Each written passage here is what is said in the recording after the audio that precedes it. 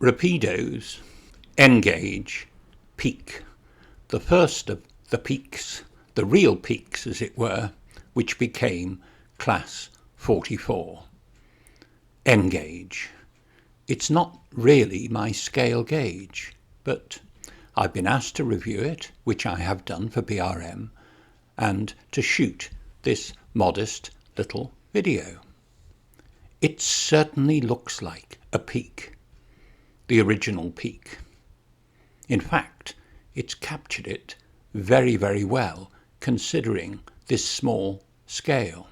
Look at the detail, for instance. Even the windscreen wipers are there. I think it's lovely. Now, I don't have any N-gauge test layout, as it were. I think I've got about a yard of N-gauge track.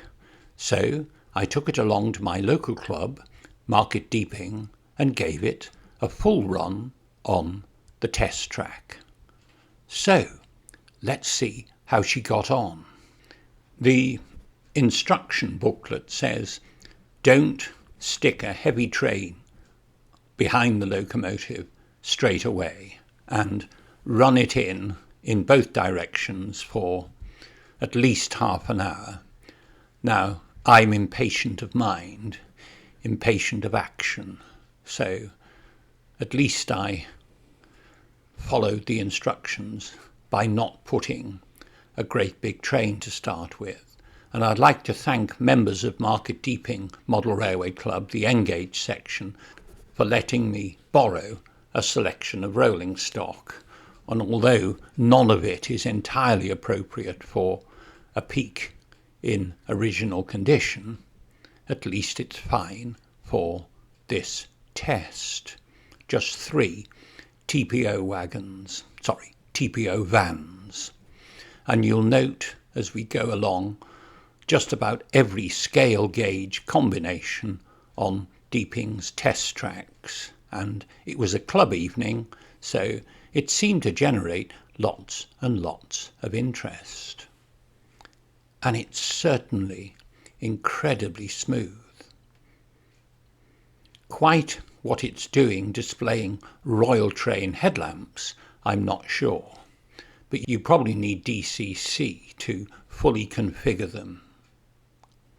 And here she goes. Very, very smooth, considering it's absolutely brand new. From the sublime, well, not the ridiculous, but see how many trains they can get running? A couple of N-gauge, an O-gauge.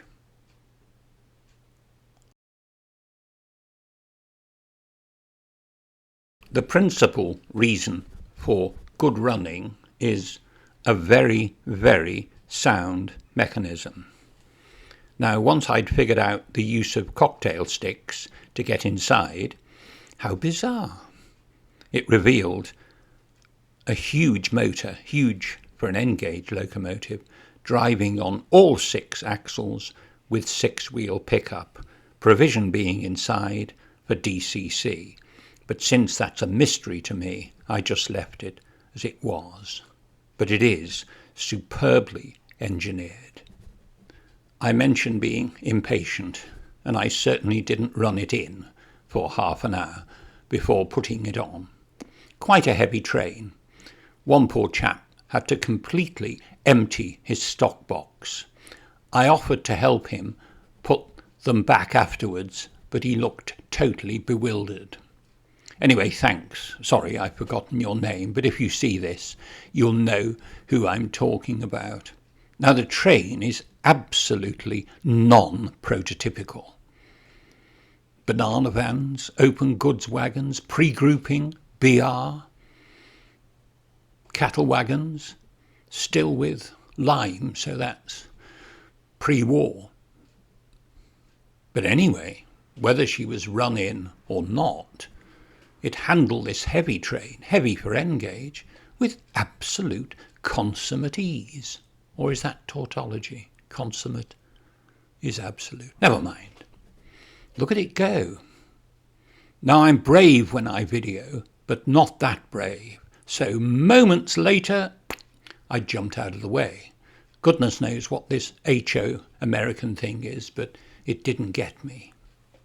And here she goes.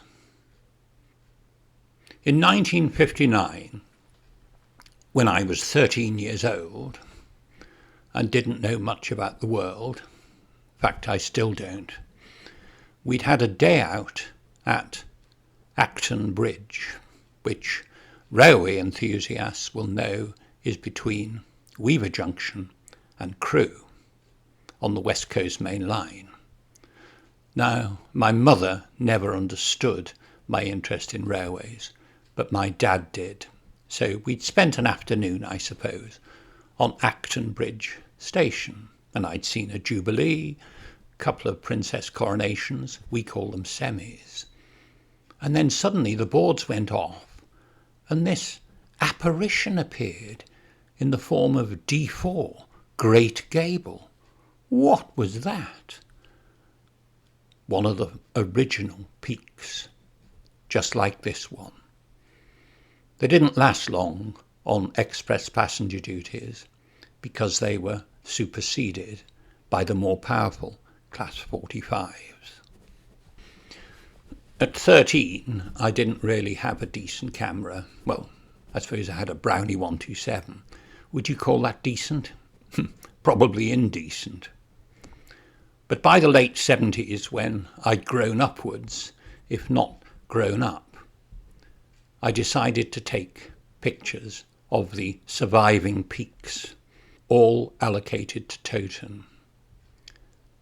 And they've been published in a series of bookazines, published by Irwell Press. Great friends of mine, though sadly Chris Hawkins, died this year. A great loss. And here they are, the pictures I took in the late 70s at Toten of Great Gable, the one I saw first, and here we have the full-sized Ingleborough, in blue of course. Ingleborough on the model is depicted in green. One of 10 peaks celebrating the heights in England and Wales, but oddly none in Scotland, even though they were the highest. But back to the model, and to conclude, I think this is incredible. The standard of presentation, the livery, the printing is perfect. In fact, the only way really to be able to read the nameplate is via a powerful camera. My eyes weren't good enough, but it's all there. I entirely recommend this.